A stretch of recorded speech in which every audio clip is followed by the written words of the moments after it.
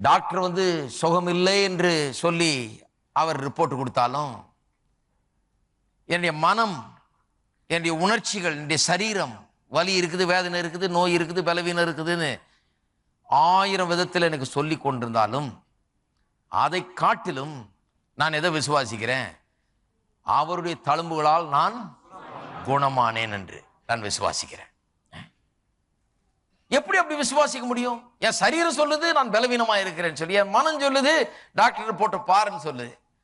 ஆனா என்னுடைய ஆவி சொல்லுகிறது அவருடைய தழும்புகளால் நான் குணமானேன் என்று சொல்லி. சூழ்நிலை ஒன்று சொல்லுது, வேத வசனம் இன்னொன்றை சொல்லுகிறது. நாம் என்ன சொல்றோமோ அதுதான் நமக்கு நடக்கும். சூழ்நிலை சொல்றதும் நடக்க போறதில்லை, வேத வசனம் சொல்றதுனாலையும் அது நடந்துட போறதில்லை.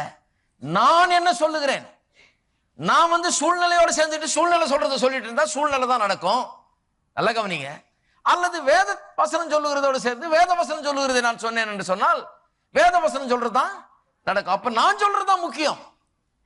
சூழ்நிலை சொல்லுகிறத நான் சொல்லக்கூடாது, வேத வசனம் சொல்லுகிறதை நான் சொல்ல வேண்டும். சூழ்நிலை சொல்றதுனாலையும் அது ஆட்டோமேட்டிக்கா ஒண்ணு நடந்துட போறதில்லை. நான் அதையே சொல்லிட்டு இருக்கும்போது எனக்கு அது நடக்க ஆரம்பிக்கிறது. வசனம் சொல்றதுனாலையும் ஆட்டோமேட்டிக்கா அது நடந்துட போறதில்லை. அதனாலதான் அத்தனை பேர் பைபிள் வச்சுட்டு இருக்கிறாங்க. இன்னைக்கு கிறிஸ்தவங்க எல்லாம் உலகத்துல எதுவுமே நடக்கிறது கிடையாது. பைபிள்லாம் பத்திரமா இருக்குது. ஆனா இவங்களுக்கு ஒன்றும், பைபிள்ல இருந்து ஏதாவது நடந்துதாங்க, ஒன்றும் நடக்கலைங்க. பைபிள் என்னதான் பண்றீங்க? அப்ப காத்து கருப்பெல்லாம் ஓடிடும்னு சொல்லி தலைமாட்டில் வச்சு தூங்குறாங்க. எனக்கு ஒருத்தர் தெரிஞ்சவர் இருக்கார். ஒரு ரூமுக்குள்ள போகும்போது பைபிள் இப்படி விட்டுக்கிட்டு இப்படி நுழைவார். ஃபர்ஸ்ட் பைபிள் போனோமா, அது பின்னாலே இவர் போறாங்க. விளையாட்டுக்கு சொல்ல, நானு உண்மையாவே அப்படி ஒரு மனுஷன் இங்க சென்னை பட்டணத்துல இருந்தார். பிரசங்கியார். இதெல்லாம் விளையாட்டு இல்லை, ஆதாரபூர்வமா என்னால் நிரூபிக்க முடியும். பைபிளை முன்னால விட்டுட்டு கதவுக்குள்ள விட்டுட்டு அப்புறம் கால் அடி எடுத்து வைப்பாரு.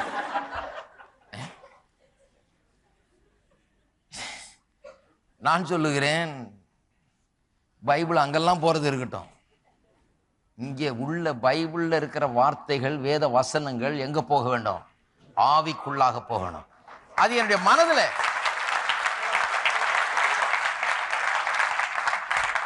என் மனதுல இருக்க வரைக்கும் அது வேலை செய்ய முடியாது. அது ஷெல்ஃப்ல இருக்கிற விதை மாதிரி. மனதுல இருக்கிற வரைக்கும் அது வேலை செய்ய முடியாது. நான் மனதில் அதை வைத்துக் கொண்டு நான் பேசிட்டு இருந்தேன்னா வேலைக்கு ஆகாது. என்ன பண்ண வேண்டும்? என்னுடைய உள்ளத்துல அதை வைக்க வேண்டும். என் உள்ளத்துல நான் அதை எப்படி வைக்கிறது? உள்ளத்துல எப்படி வைக்கிறதுனா, வேத வசனத்தை தியானிப்பதன் மூலமாக என்னுடைய உள்ளத்துல நான் அதை வைக்க வேண்டும். தேவன் என்ன பண்ணிட்டாரு? இந்த விசுவாச வஸ்துவை, விசுவாசம் என்னும் காரியத்தை எங்க வைத்து விட்டார்? தேவனுடைய வார்த்தையில வைத்து விட்டார். இந்த வார்த்தையில அதை வைத்து விட்டதுனால ஆரஞ்சு பழத்திலிருந்து சாறை எப்படி நான் புளிகிறேனோ அதுபோல தேவனுடைய வார்த்தை எடுத்து நான் அறிக்கை செய்து அல்லது தியானம் பண்ணி தியானம்னு சொன்னா அதையே சொல்லிட்டு இருக்கிறது. கர்த்தர் சொன்னதையே நானும் சொல்லி கொண்டே இருப்பது, அசை போட்டுக்கிட்டே இருப்பது. நான் அசை போட்டு திரும்ப திரும்ப கர்த்தர் சொல்லுகிறதையே சொல்லி இந்த விசுவாசம் என்கிற இந்த அபார ஆவிக்குரிய சக்தியை என்னுடைய ஆவிக்குள்ளாக நான் இறக்க வேண்டும். புளிய வேணும் சார. தேவனுடைய வார்த்தையில இருக்கிற அந்த விசுவாசத்தை என உள்ளத்துக்குள்ள இறங்கும்படியாக அதனுடைய சார், அந்த substance, faith is the substance சொல்லி இருக்குது. அந்த விசுவாச சப்ஸ்டன்ஸ் என்னுடைய உள்ளத்துல இறங்கும்படியாக நான் தினந்தோறும் அதை புளிந்து கொண்டே இருக்க வேண்டும். இருக்கீங்களா? அதான் சொல்லி இருந்த நியாயப்பிரமாண புஸ்தகம், உன் வாயை விட்டு, யோசுவா 1:8, நீ அவைகளின்படி செய்ய கவனமாயிருந்து இரவும் பகலும் அதிலே தியானமாயிருப்பா. இரவும் பகலும் தியானமாயிருப்பான்னா நான் புழிஞ்சிக்கிட்டே இருந்து உள்ள இது இறங்குற வரைக்கும் விடாத அப்படின்னு அர்த்தம். அப்படி செய்யும் போது அப்பொழுது உன் வழியை வாய்க்க பண்ணுவாய். என்னைக்கு இந்த வசனத்தை எடுத்து உங்களுடைய வாயில வைத்து, இந்த வாய் தான் அசை போடுற இடம் பாருங்க. இந்த வாய் தான் மெடிடேஷன்ல ரொம்ப உபயோகப்படுகிறது. கர்த்தர் சொன்னதையே உங்களுடைய வாயில சொல்லி, மெடிடேஷன் வார்த்தைக்கு, தியானம் என்கிற வார்த்தைக்கு லிட்டரல் அர்த்தம் டு மட்டர், அப்படியே முணுமுணுத்துக்கிட்டே இருக்கிறது. கர்த்தருடைய வார்த்தையே அப்படியே முணுமுணுத்துக்கிட்டே இருக்கிறது. போகையிலும் வருகையிலும், படுக்கும்போது எந்திரிக்கும் போது, நானே உன் பரிகாரியாகிய கர்த்தர், அப்பத்தி தண்ணி ஆசீர்வதித்து வியாதியை விலக்குறேன்னு சொன்ன தேவன், கையிட்டு செய்கிற காரியம் எல்லாம் ஆசீர்வாதத்தை கட்டளையிடுவேன்னு சொல்லி இருக்கிறாரு.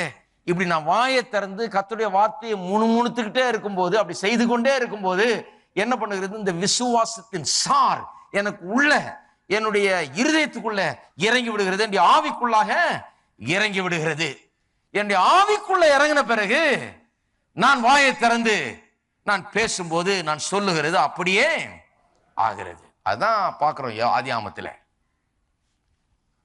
அங்கதான் சொல்லியிருக்கு, கர்த்தர் சொன்னார், அது அப்படியே ஆயிற்று, பிறகு அதை கண்டார். அப்ப நான் ஏன் வார்த்தைகளை பேசுகிறது இல்ல, இந்த வார்த்தைகளுக்குள்ளாக எனக்கு வேண்டிய எல்லாவற்றையும் எனக்கு உருவாக்கி தரக்கூடிய அந்த சாரை கர்த்தர் வைத்து விட்டார். அதை நான் என்னுடைய ஆவிக்குள்ளாக நான் இறக்க வேண்டும். என்னுடைய ஆவிக்குள்ளாக தினந்தோறும் அதை பொழிந்து பொழிந்து இறக்க வேண்டும். இறக்கும் போது அந்த விசுவாசத்தை உண்டாக்குகிற எல்லாம் எனக்குள்ள போய் இறங்கி விடுகிறது. இறங்கின உடனே நான் சொல்லுகிறபடியே ஆகும். நான் என்ன சொல்றேனோ அதன்படிதான் ஆகும். என் மனதை வச்சுக்கிட்டு என் அறிவின்படி இப்படியே சொல்லிட்டே இருந்தா ஒன்றும் ஆக போறது கிடையாது. அதான் நிறைய பேர் நீ சொன்னீங்க, அதே மாதிரி 4 தடவை சொன்னையா, ஒன்றும் நடக்கலையா? அப்படி இல்லை. இது சீரியஸான விஷயம். இது ஆவிக்குள்ள கர்த்தருடைய வார்த்தையில உள்ள சாராம்சத்தை இறக்குகிற காரியம். அதனால்தான் அறிவின்படி எடுத்துட்டு அது சொல்றாரு, என்னமோ மந்திரம் மாதிரி 4 தடவை ஓதுனா சரியா போயிடுமாமே அப்படின்னு. அப்படி கிடையாது. இது அறிவுல வேலை செய்யற காரியம் இல்லை. எங்க வேலை செய்யற காரியம்? உள்ளான மனுஷன்ல வேலை செய்யற காரியம். என்னுடைய உள்ளான மனுஷனில் நான் பலப்பட வேண்டும். தேவ ஆவியானவர் தேவனுடைய வசனத்தை கொண்டு என்னுடைய உள்ளான மனுஷனை பலப்படுத்த வேண்டும். உள்ளான மனுஷன்ல இது இறங்க வேண்டும். இறங்கும் போது அப்புறம் நான் சொல்லும் போது அப்படியே நடக்கும். எப்ப எனக்கு தெரியும் இந்த வார்த்தை என்னுடைய ஆவிக்குள்ள போயிடுச்சு, இப்போ விசுவாசம் செயல்பட காரியங்களை மாற்ற எனக்கு வல்லமை இருக்கிறது, ஏன்னா எனக்கு ஒரு ஆவிக்குள்ள விசுவாசம் போயிடுச்சுன்றது எப்ப எனக்கு தெரியும்? எப்ப எனக்கு தெரியும்னு சொன்னா, இந்த நான் காண்கிற எல்லா சூழ்நிலையை காட்டிலும் தேவனுடைய வார்த்தை சொல்லுகிறது தான் பெருசுன்னு நான் அப்ப நினைக்க ஆரம்பிச்சிருவேன். வார்த்தை மனதில் இருக்க ஆளுங்களை பார்த்தீங்கன்னா சூழ்நிலைகளால அவர்கள் அலக்களிக்கப்படுகிறார்கள். வார்த்தை வெறும் மனதளவில் இருக்கும்போது, அறிவளவில் இருக்கும்போது சூழ்நிலையை பார்த்து பார்த்து அங்கலாய்க்கிறார்கள். சூழ்நிலைகள் அவர்களுக்கு பெருசா தெரியுது. வசனத்தை சொல்லுகிறத பார்க்கறதுக்கு ரொம்ப கஷ்டப்பட்டு கொண்டிருக்கிறார்கள். ஆனா இந்த வசனத்தை சொல்லி சொல்லி சொல்லி தியானம் பண்ணி தியானம் பண்ணி தியானம் பண்ணி வாயை விட்டு பிரியாமல் அதை போட்டு போட்டு திரும்ப சொல்லி சொல்லி சொல்லி இரவும் பகலும் அதில் தியானமா இருந்து அதை செய்ய கவனமா இருக்கும் போது என்ன ஆகிறது? உள்ள போய் இறங்கிடுது. உள்ள போய் இறங்கிச்சுன்னு எப்படி எனக்கு தெரியும்? முதல்ல சூழ்நிலை பெருசா தெரிஞ்சது, வார்த்தை சின்னதா தெரிஞ்சது. உள்ள போய் இறங்கின பிறகு வார்த்தை இப்பொழுது பெருசா தெரியுது, சூழ்நிலை ஒன்றுமே இல்லாத போல தெரிகிறது.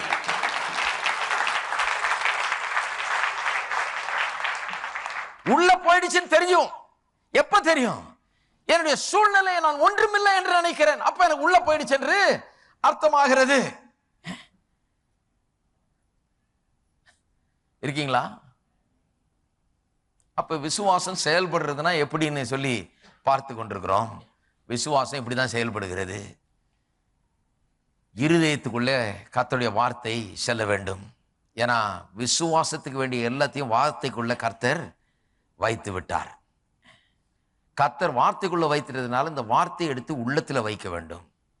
இது நான் பண்ணும் இன்வெஸ்ட்மெண்ட், என்னுடைய வாழ்க்கையில நான் பண்ணும் முதலீடு. நாளைக்கு நான் நன்றாக இருப்பதற்காக இன்றைக்கு ஒரு முதலீடு பண்றேன். என்ன பண்ற முதலீடு? இந்த வார்த்தைகள், நியாயப்பிரமாணத்தின் வார்த்தைகள் இந்த வாயை விட்டு பிரியாமல் இருக்கிற ஒரு வேலையை நான் செய்து கொண்டிருக்கிறேன். ஒரு இன்வெஸ்ட்மெண்ட், ஒரு டைம் இன்வெஸ்ட்மெண்ட், ஒரு குவாலிட்டி இன்வெஸ்ட்மெண்ட், ஒரு தரமான ஒரு முதலீடு. என்னுடைய நேரத்தையும் என்னுடைய முயற்சியும் இதுல நான் ஈடுபடுத்துகிறேன். கர்த்தருடைய வார்த்தை எடுத்து என்னுடைய வாயில போட்டு அசை போட்டு இரவும் பகலும் அதுல தியானமாயிருந்து இதை இறக்கி கொண்டே இருக்கிறேன். இன்வெஸ்ட்மெண்ட்னா என்ன? நாளைக்காக இன்றைக்கு நீங்கள் செய்கிற ஒன்றுதான் இன்வெஸ்ட்மெண்ட். கடன்னா என்ன? எல்லாரும் கடன் இருக்குதா? நான் கடன்னா என்னன்னு விளங்கல. கடன்னா என்ன? நாளைய பற்றி கவலைப்படாமல் இன்றைக்கு சந்தோஷத்தை அனுபவிக்க வேண்டும். நாளைக்கு பற்றி பரவாயில்ல அப்புறம் பார்த்துக்கலாம், அதுதான் கடன்.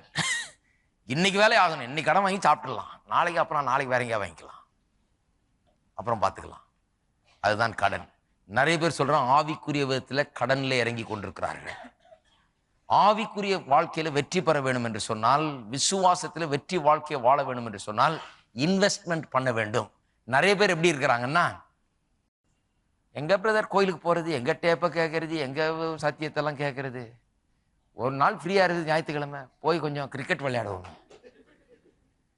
போய் இந்த கிரிக்கெட் மேட்சை பார்ப்போம், எதையாவது ஒன்று பண்ணுவோம். இந்த ஒரு நாள் தான் ஃப்ரீ இருக்குது, அன்னைக்கு கொஞ்சம் படுத்து தூங்குவோம். இந்த ஒரு நாள் தான் ஃப்ரீ இருக்குது. ஒருத்தர் சொல்றா அது ஓய்வு நாள்னு சொல்லியிருக்கு பிரதர், அதனால ஓய்வு எடுக்கிறேன். இல்ல இல்ல இல்ல, அது எங்க கொண்டு போய் விடும்னா, இப்படி ஓய்வு எடுத்துக்கிட்டே இருந்தா, கர்த்தருடைய வார்த்தையை கவனிக்காமலே இருந்தா, இதை பற்றி ஒன்றுமே கருத்தில் எடுத்துக்கொள்ளாம இதை பெருசா நினைக்காம அப்படியே போய்கிட்டு இருந்தா, நாளைக்காக நீங்க எதுவுமே இன்வெஸ்ட் பண்ணவில்லை. நாளைக்கு வரப்போகிற, உங்களை எதிர்நோக்கி வரப்போகிற எல்லா விதமான பிரச்சனைகள், தேவைகள், இதுக்கெல்லாம் ஆயத்தமாகிறதுக்கு இன்வெஸ்ட்மெண்ட் நீங்க ஒண்ணுமே பண்ணாமல் விட்டு விடுகிறீர்கள். நாளைக்கு வரப்போகிற புயல்கள், பிரச்சனைகள், வெள்ளங்கள், இதிலெல்லாம் அசையாமல் நிற்கும்படியாக, இதையெல்லாம் ஜெயிக்கும்படியாக இன்னையிலிருந்து இன்வெஸ்ட்மெண்ட் பண்ணி கொண்டு வந்தீங்கன்னா, இன்வெஸ்ட்மெண்ட் ஸ்ட்ராங்கா இருந்ததுன்னா எப்பேற்பட்ட டவுன்ஃபாலையும் நம்ம சந்திக்க முடியும், எப்பேற்பட்ட பிரச்சனைகளை சந்தித்து மேல வர முடியும். அப்ப அந்த பிரச்சனை வர நேரத்துல டாப்ல இருப்போம், நம்ம ரெடி, பாத்துக்கலாம். நிறைய பேருடைய பிரச்சனை என்னன்னா, ஒண்ணுமே பண்றது கிடையாது, இந்த ஃபெய்த் இன்வெஸ்ட்மெண்ட் பண்ணுகிறது கிடையாது. நியாயப்பிரமாணத்தின் வசனம் இந்த வாயை விட்டு பிரியாது இருப்பதான்னு சொல்லிருக்க, அதில் வேலையில இறங்குறது கிடையாது, இதை ஒர்க் பண்றது கிடையாது, இதை வாயில போடுறது கிடையாது, இதை முணுமுணுக்கிறது கிடையாது, இதை பேசுறது கிடையாது, தியானிக்கிறது கிடையாது, இதை உள்ளத்துல வைக்கிறது கிடையாது. பிரச்சனை அலை போல வெள்ளம் போல சூழ்ந்துட்ட பிறகு அப்புறம் ஐயோ கொய்யோ கொய்யோன்னு கத்திட்டு இருப்பாங்க. ஆண்டவரே பிரதர், நிச்சயமா ஒரு மிரக்கல் தான் நடக்குதும் பிரதர் அப்படிம்பாங்க. கர்த்தரும் கிருபை உள்ளவர் பாருங்க, அநேக நேரத்துல கர்த்தர் அற்புதமாய் ரட்சிக்கிறார், விடுவிக்கிறார், எல்லாம் பண்றாரு. ஆனா இதையே வாழ்க்கையா வச்சுக்க கூடாது. எப்படி வேணும், நாளைக்கு எப்படி நான் வாழப்போகிறேன், வெற்றிகரமாய் வாழப்போகிறேன் என்பதற்கு இன்றைக்கு அதுக்கு இன்வெஸ்ட்மெண்ட் பண்ண ஆரம்பிச்சிடணும். நீங்க பண்ணக்கூடிய இன்வெஸ்ட்மெண்ட்ல, நான் பணத்தை பற்றி பேசல, அந்த இன்வெஸ்ட்மெண்ட்டை பற்றி பேசல, அதுவும் நல்லதுதான், பட் அதை பற்றி பேசிக்கொள்ளல. அது என்ன சொல்றேன் நான், எந்த இன்வெஸ்ட்மெண்ட் ரொம்ப முக்கியம், கர்த்தருடைய வார்த்தையிலே உங்கள் நேரத்தை நீங்கள் செலவழிக்கிற அந்த இன்வெஸ்ட்மெண்ட் எல்லா இன்வெஸ்ட்மெண்ட்டை காட்டிலும் பெரிய இன்வெஸ்ட்மெண்ட். ஏனென்று சொன்னால் உங்கள் வாழ்க்கையை அது வெற்றிகரமான வாழ்க்கையாக்கும்.